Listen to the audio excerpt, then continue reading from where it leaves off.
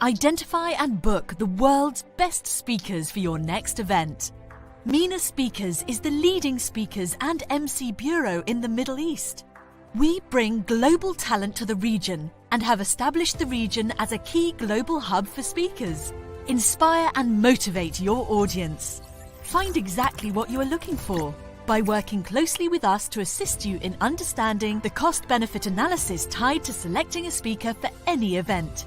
Ensure that your audience is educated, engaged, and empowered. Connect with us for a quick response and tailored advice. Book your speakers.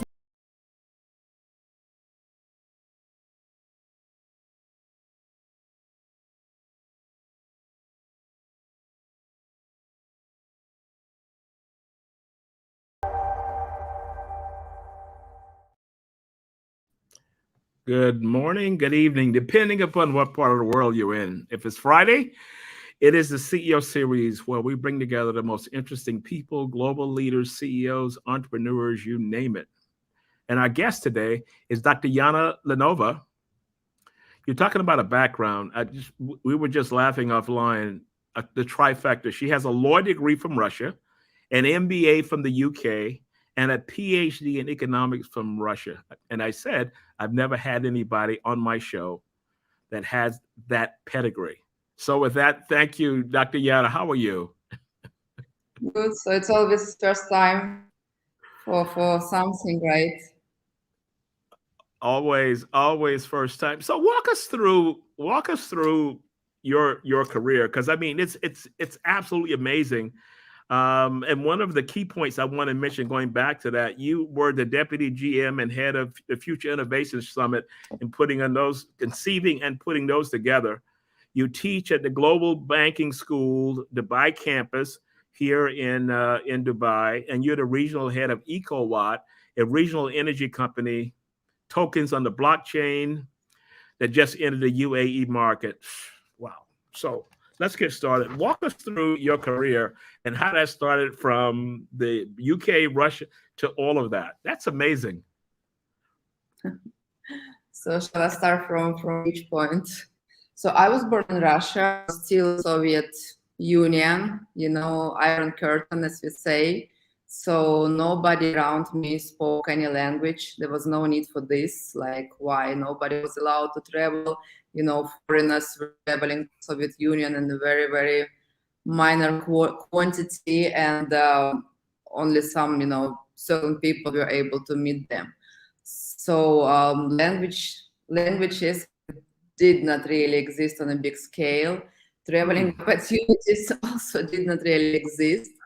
And, in my circle, my relatives, neighbors, so friends, teachers, whoever, they were just, living locally and just working locally and having life locally.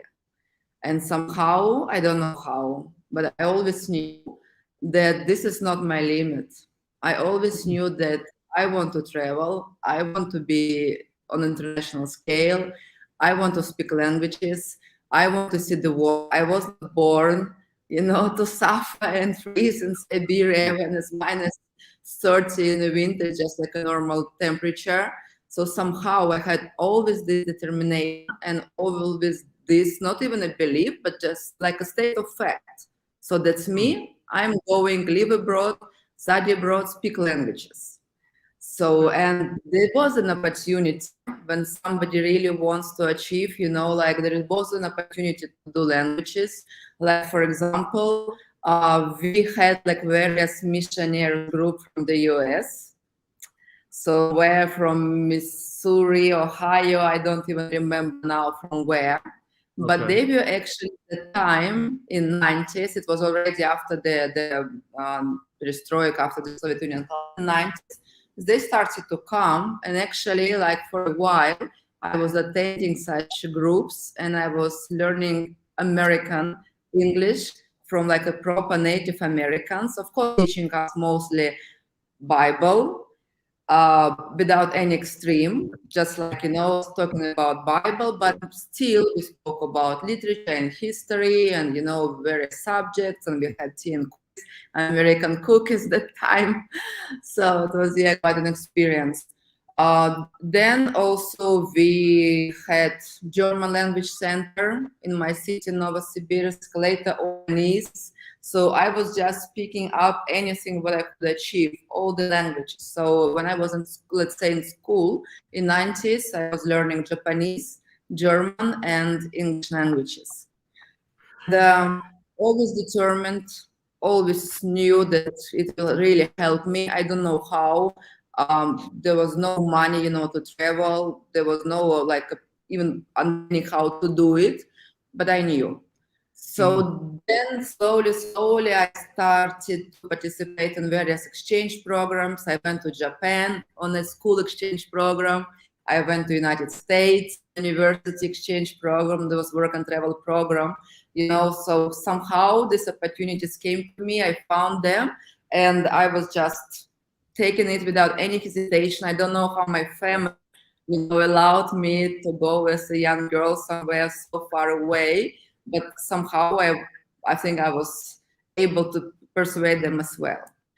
And I was preparing a law degree in my city, in Novosibirsk, with diploma with honors. Straight away, I found a job in Moscow. I moved to Moscow. Actually, I started working for one Italian company, agricultural commodities trading. They were just opening office in Moscow, so I started to take Italian language. It was easy for me after all this, And meanwhile, I was preparing to do some kind of education abroad. But again, I did not know when and how and who is going to pay for all this, and if to win any grant and how to do it. I had no clue. Nobody around me was doing this. But I was taking IELTS certificate, what is like either you take TOEFL or IELTS, yeah, and then I'm preparing for GMAT, what is also requirement for like MBA schools. And I passed it in some time. And then somehow at one of the conferences in Moscow, I met one English company. They were looking for Russian speaking for their office in London. So they made a job offer for me. So I received my working visa. I went to London in 2010. I started to work for this company. And I also, instead of doing like MBA full-time, I switched to MBA part-time. So, and then, yes, voila, again, the puzzle came through. I have MBA, I have job, so I have income. They also provided me accommodation for 6 months. So, yeah, things happened. And I always knew, even, closest family, I would say, when my mom, she didn't believe. She say, oh, there are so many, girls like you from all around the world. Everybody wants to come to London. Everybody wants to live and study. Like, who are you? Like, and a lot of other things. But I just knew that I will be there. Everything will be fine. I will have job. I will have, possibility. And okay. And then I lived in London for 8 years, from 2010 to 2018. I completed my MBA in financial management. I did a lot of other certificates meanwhile. And I was working. I was doing a lot of stuff. And then I got bored. And then I said, okay, what else? What can I do now? And okay, why not PhD? Again, nobody in my surroundings had a degree. And I will be the first one. Wow. And then I was thinking various opportunities, like what to do, but frankly speaking, I decided a little bit easier. So that's why I started to do PhD in Russia. But my PhD is about economics of agriculture. So I started in 2015. I think I was enrolled in 2015. But due to various factors, including COVID, including getting pregnant, giving birth to my son, the program a little bit extended longer than I expected.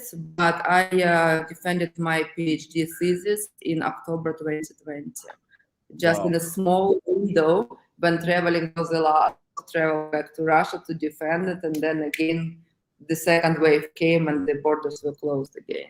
Yeah. As you talk through that, here's what I'm thinking. You did something, you didn't have a role model. You said, I'm going to try it. And lots of times people will say, oh, the obstacles are too great. I'm going to stay here and do what I do. But at each one of those turns, you said, you know what? I'm going to try it anyway. You said your mother said, well, maybe you should do this. And you kept forward. How did you stay focused? Because I'm sure lots of times you would say, I just need to just give up. How did you stay focused, in trying to keep moving forward, regardless of what was coming at me? I just stayed focused. I always had the feeling that life is so short and every day is just so precious. And you just cannot just waste your life and waste your time and waste years, achieving nothing and doing nothing. I don't know, had this kind of a feeling of scarcity of time and scarcity of potential. I was never thinking of tomorrow what I can do today. This is really exactly perfect for me.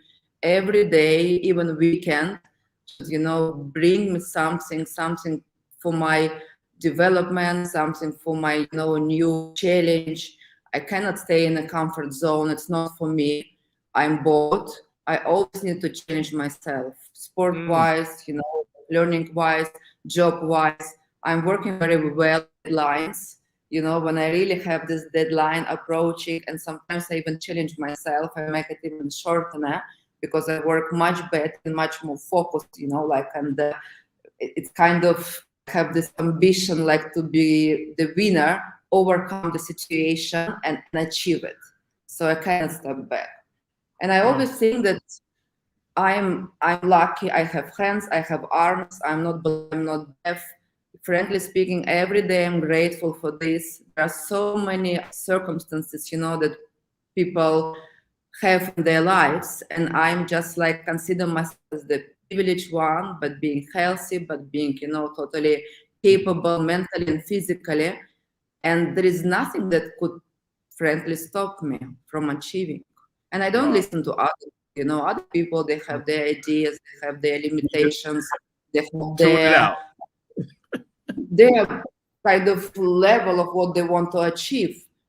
A lot of my relatives, they never traveled outside of the country, not even outside of the country. They never traveled even to the capital of Russia, to Moscow. Yeah. They just live in their very small circle, born here, live here, they have kids. And then, the circle just goes on and on again and again. But that definitely was not my case. Yeah. It's a lot of that in the U.S. They grow up in a town, they go to school in the area, and they come back there and they never leave beyond that. And I think the world misses something. If everyone can get out and travel the world, you'd have a much better world, because you'd understand challenges that you may not have faced, but you're more sympathetic to what goes on around you. I think it's a great advantage. It's a big advantage to be global, to see cultures, to see, other races, other places. So that's how you actually, you open your boundaries. You don't have these limitations of that somebody told you this story, this kind of information. I'm so glad that my son, now he's in year one, he's a small one, but he has so many nationalities, his class, his school, and they are United Arab Emirates. They're really doing great deal in bringing this cultural tolerance. So they celebrate nationalities, they celebrate traditions, they celebrate cultures. They have this days, National Day, International Day, where each and every nationality is encouraged to show, to show the best of its culture, of its traditions, in terms of maybe food, in terms of some dancing and singing, in terms of national clothes. And it's fine, and he sees him, it's a norm. He doesn't have any prejudice unless we grown up, so we as society, give him this prejudice. Yeah. I look at that as you become a global citizen, because when you talked about the countries that you've lived in, and you speak 5 languages: English, German, Russian, and Italian, and conversational French. Now, I could say I could speak conversational French 4 years ago because I had gone to Paris for a couple of vacations and I did my pre-work and I could say some cool things and all that. But it's kind of like when you're not in it, you kind of lose it as a result of that. So the love of languages, was that kind of an advantage to have that, because we're talking about cultures, understanding other languages and being able to adapt, that can speak. You've broken so many rules. First of all, let me just say that you speak 5 languages. You have 3 degrees. Before I studied it for 7 years to Japan. Yeah, so you're a superstar on the CEO series, because whoa, I don't think we've ever reached that threshold, but that's cool. But I would say traveling to Europe, languages definitely helped me. Of course, if you are on the business level, so these days, most of the people, vast majority of business people, they are very well educated. So English is not a problem, unless maybe there are still some issues like for Russian people, because the country was closed and it's unfortunately going that direction. But yes, the language is a bit of a problem for Russians, I would say, some Asians, but still, in general, the young population, the English is not a problem. It's not an issue anymore. Even here in the United Arab Emirates, I saw Arabic kids, and they speak English between them. And I even had I also take Arabic lessons from time to time, and even my Arabic language teacher, she complained to us that her daughter, who is 100% Arabic, her mother is Arabic and father is Arabic, from Jordanian Arabic. So she prefers to speak English to her peers in class. And because they talk about, they watch American movies, all these programs, computer games, everything is just in English. And English, it's everywhere in schools, from the beginning, from nursery. So somehow even Arabic kids in Arabic countries, they even tend to speak English. So for a lot of countries, English is not a problem. But when I travel to Europe and sometimes I go to some more local places, English is a problem.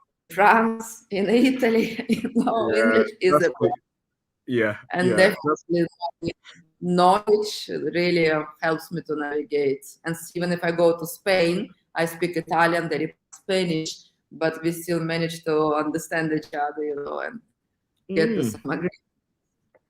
So what you in your intro, you decided to go to school for a PhD in economics, and that specialty. What was the specialty again that you got the PhD in? What was the specialty? Agriculture.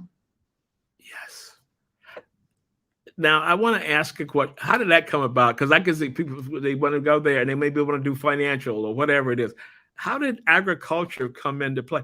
And this is why I say your background is so unique. And I mean, I've been knowing you for a couple of 2-3 years now, but your background is so unique because you've done things like, how did you choose that? So my point is on this question is, how did you choose agricultural economics? What intrigued you to say, I want to choose that versus the other ones? When I was still doing my bachelor degree in Novosibirsk, my first job was actually within agricultural company. And when I moved to Moscow, this job was with the Russian-Italian company doing agriculture. Agriculture in many ways. Agriculture in terms of trading, commodity trading, not like a computer trading, not like the banker trading, but like a physical commodity trading, supply chain, delivery, machinery, equipment, agricultural equipment, and so on. So again, it was in agriculture. So in between London and Moscow, I spent about 2.5 years in Switzerland, in Zurich. And I was working actually for a commodity trading company. And I was the head of a kind of Russian ex-Union agricultural division. So we were purchasing physical agriculture, physical commodities from Russia, Ukraine, Moldavia, and Kazakhstan, arranging the deliveries via our Swiss entity to Latin America, to the Middle East. So I was responsible for sourcing agricultural products from seeds, wheat, and from fertilizers to like globally around the world. And I was, even that time, it was just before the big crisis, like 2005, 2006, when I lived in Zurich. And I was bringing investors from Europe that were investing in some joint venture in Russia at the time. The profit was amazing, 400%, easily. Tons of land, tons of farmers to work. There was a problem with machinery, but slowly things were, happening. Government at that time stepped in and started to give interest-free or very low interest, credits for agriculture. So agriculture at that time, 2005 and 2006 in Russia, had a huge focus of government. A lot of programs around this, a very, beneficial conditions and very, very profitable business. So I was kind of bringing European investors to, say, Russia, and from Russia or from Ukraine, Moldova, we were bringing physical commodities via Swiss entities globally. Then when I moved to London, I little bit changed my work. I diverted, yes, just because of the offer. But I always thought that we can live, without diamonds. We can live with or without yachts. Yeah, you can't do it with Even clothes. But this is a necessity, food and drink. This is the necessity, energy as well. So even if we look at Maslow pyramids, and we see like the very basics for us, it's food, it's water, it's shelter, it's energy. And then it goes like self-esteem and recognition. But we are, due to various circumstances, war as now, or some natural disasters, it's very easy to be erased, but we fall again to our bottom. And our bottom is food and water. You cannot go into this. So at that time, yes, in 2015, I was working more or less, even if I had my law degree, but for last years before I applied for my PhD, I was still involved just in financial sector, investment, finance. So, economics, it was just like logical. Okay. And then I decided to focus on agriculture. Wow. So law degree and then to agriculture. So how does that play out in, say, I lived in Saudi Arabia for a year and a half. It's all desert. So you look at Singapore. Singapore is very big on eco farms and those kinds of things. How is that playing out in the Middle East? What do you see as the kind of future of eco farms? I'm just using that term. I don't know whether it's correct. Eco farms in the Middle East. Because the vast majority of vegetables and food is imported from someplace else. I remember reading that someplace. Absolutely. But COVID 2020 created to all of us that one day, for some very unpredictable reasons, the borders can be closed and countries stay on its own in terms of resources, in terms of food, in terms of energy, in terms of healthcare, And there were a lot of issues with the supply chains, worldwide. So everything was like suddenly interrupted, and the countries stayed on their own. So I think it was really very good triggering moment for the Middle East and for the United Arab Emirates to understand how important it is to be self-sufficient. So at the moment, they have like a lot of governmental initiatives on the level of the country, on the level of Emirates, about being self-sufficient. For example, Nation Strategy 2050 is talking about being self-sufficient in terms of food, in terms of energy, in terms of water. So at the moment, they have money, they have possibility, to search and bring in the most advanced technologies. And also United Arab Emirates, Dubai, the current emirate where I'm based. Yeah, of course, they have all the focus on being an advanced, cutting edge, economy based on cutting edge technologies. So, and agriculture and energy, these sectors, they were among the most traditional and slowly developing. Almost nothing was happening, still all these farmers and using almost, the same machinery, just like slowly developing. But since I would say 5-7 years, there are so many changes. There are so much technology stepping in. Technology based on blockchain, artificial intelligence, various sensors, all the smart tractors, smart collectors. By the time the farmer, comes back to his farm, he can already see like the weight, the quality, I don't know, the various indexes. It's streaming almost an online. You have all this data. It's tons of data at the moment, predictions of what you harvest,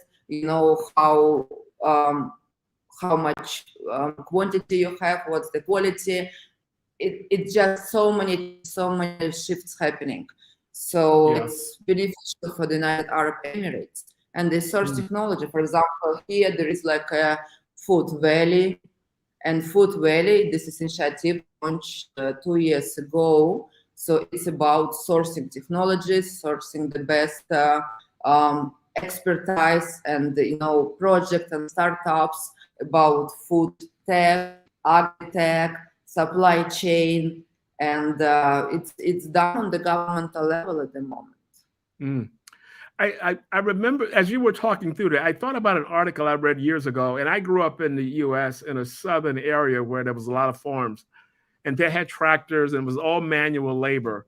And John Deere, which makes the tractors, now has a tractor or tractors that operate from the cloud, and those tractors can operate by themselves.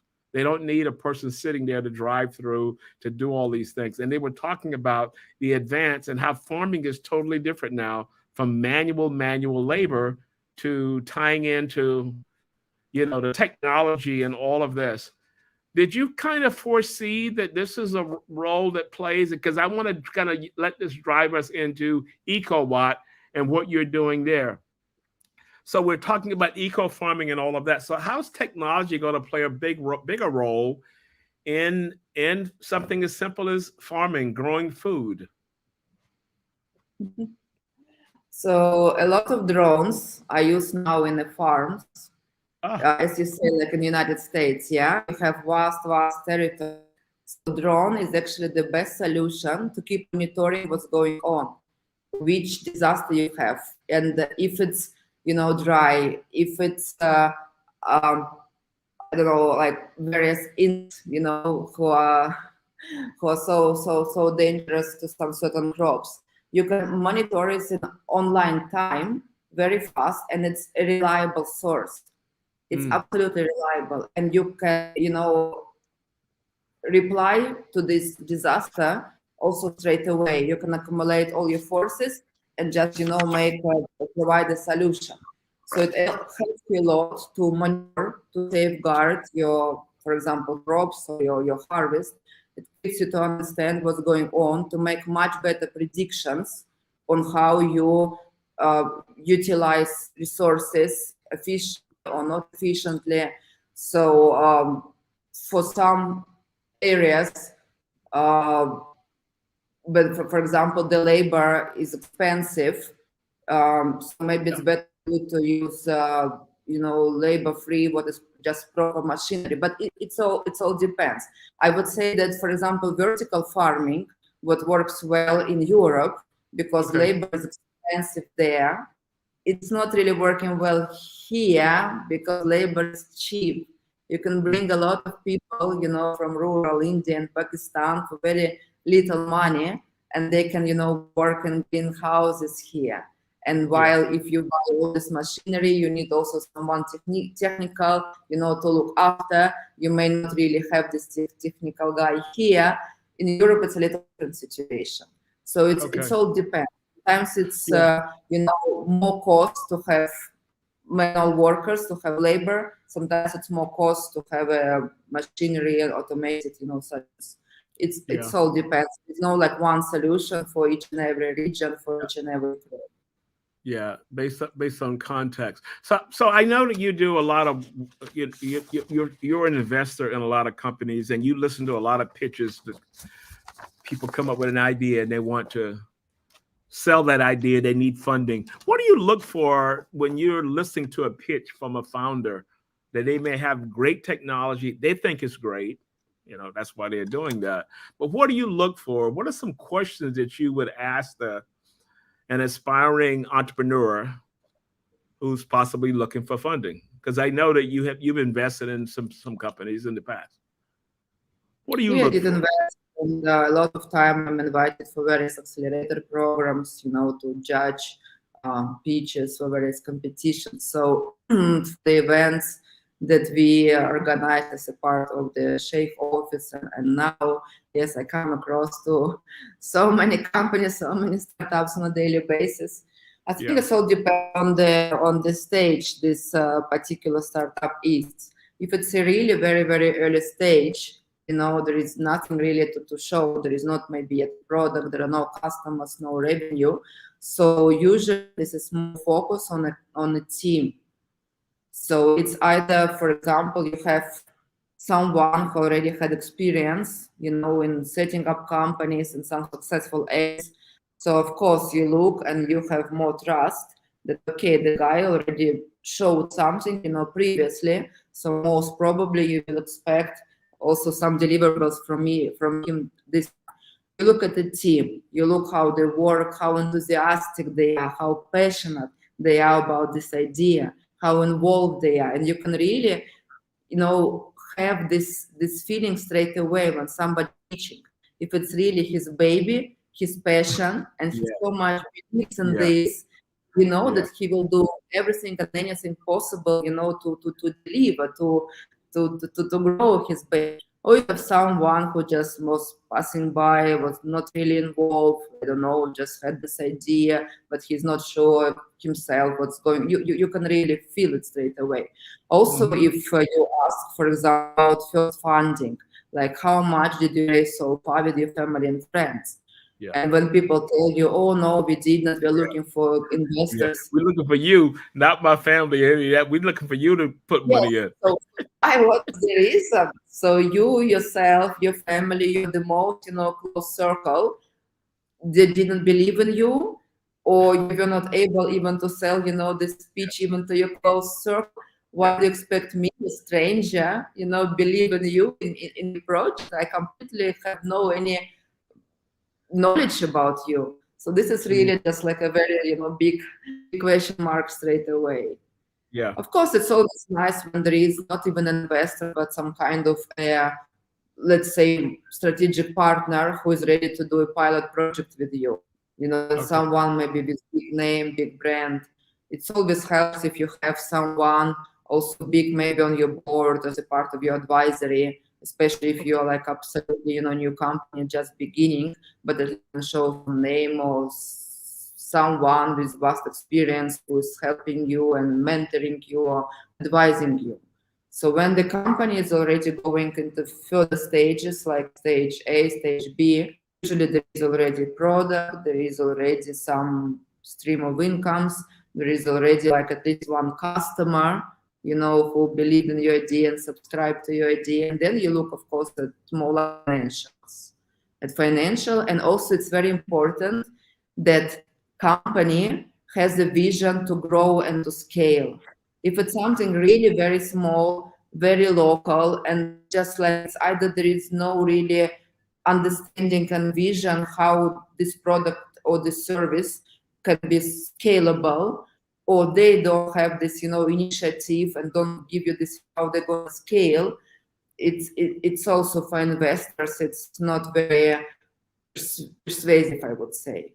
So each and every company, they should have big plans, as they say, globally, act locally.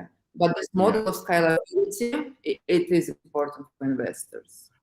So you're the head of Ecowatt. Tell us about Ecowatt and the impact that they're trying to have inside of UAE or possibly global. Tell us about Ecowatt. You're the head of Ecowatt for UAE for the audience that's listening in. Yes, correct. Ecowatt is a renewable energy company. So we don't really have operations here in the United Arab Emirates in the moment. But here we are focusing on bringing awareness about sustainability, about green energy, climate tech, and we are raising funds here. And so far we closed the race here with one investor. But we have our operations in Eastern Europe. So what do we work with? We work with solar panels and wind turbines. So far we are presented in Romania, in Hungary, where our CEO is from, and we are looking at the new markets such as Serbia. Okay. So we have, I would say, two divisions. One is traditional. We invest our money, we raise money, we co-invest, and we build solar power plants in Eastern Europe. We operate and we sell this energy to grid to the government. Okay. Also, another division, what is blockchain and Ecowatt token is involved. We think that energy as agriculture for a while was a very centralized and very traditional sector. So everything, each and every sector and economy is now becoming more global and more digitalized. So energy has also all the potential, to be more decentralized. And you can, for example, choose the source of your energy provider, let's say an ideal world, if you believe in sustainable, energy and green energy. So as a consumer, you should have a choice, like which energy, source you use, and you need to be sure, and you need to see the supply of this energy. So that's what, for example, blockchain helps us a lot with. Blockchain is like a tool that helps us to see and to trust. Most important is to trust, and it's these days it's used a lot in supply chain in general, agriculture as well, food as well. Now we're stepping also into energy sector. We also believe that consumers, humans, individuals who believe in green energy, want to be part of it, can contribute by purchasing tokens. So, for example, Ecowatt token or any other token, they represent certain models, certain tokenization. So, for example, they represent the portfolio of the company, the amount of work by the company. So all this, revenue, all the stream is, as a part of the company, is represented by the token, what is tiny digital share. So as a consumer who wants to support the green initiatives, you can buy this token, and this money, these days, tokenization, it's also like a part of raising funds. You can raise funds by funding, you can raise funds by issuing bond or share, traditional way, or you can issue a token. And people can purchase it on the exchanges, if you want, into this depths here, and they can invest in a better future, in the future of tomorrow, what they believe in. So we are talking about democratization of energy sector. Wow. So you're kind of a clearinghouse. Is that kind of a clearinghouse concept that they come to you, you find solutions for them as to which source to use? It's like we have like a certain plan, what we do, how we work in this green energy sector. So what are our sites that we build? What are companies that we invest in? We also invest like in tech companies that work in and improving, tech around green energy. So all this portfolio, all this stream of income is represented also digitally via token. Okay. And the more company grows, the more company have, energy produced, the more company have successful investment, the more is like the capitalization, the evaluation of the company. So the more is like the growth of your token. It's like just like a share. When you believe in something that company is doing, buy a share, but you buy it via traditional way by traditional brokers, or banks. And this is like a digital share that you buy via digital exchanges. It's not easy. I mean, these days, nothing is easy. The digital space, digital asset space, it's very immature. There is a lot of hype. There were a lot of bad projects, there were a lot of scams. There were a lot of bad, I would say, reputations, involved. So it's very immature, still not really a proper legal structure, no proper infrastructure. But I strongly believe that our world is moving, toward digital way. A lot of things that we were doing before traditionally by using paper, we are now doing digitally. Before, we need to go to the travel agency and they would issue us a paper ticket. When were the last time we did the paper ticket, and everything. So you don't really go into a bank branch anymore. You just have your application and you work on it. It's just inevitable. It's moving. But of course, because we talk about finance, because we talk about investment, there should be some security involved. There should be some traceability involved. Of course, it's building at the moment. Okay, cool. You know what I thought about, when I was in New York, maybe a month and a half ago, I was in my office and I looked and I saw a file cabinet. I said, why would I need a file cabinet? And I had all these files in there that were 6, 7 years old. I dumped everything.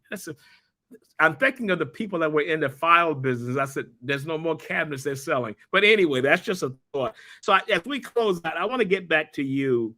So you have had an amazing career. Like I said, you're the trifecta. You've got the MBA, you got the law degree from different countries, UK, Russia.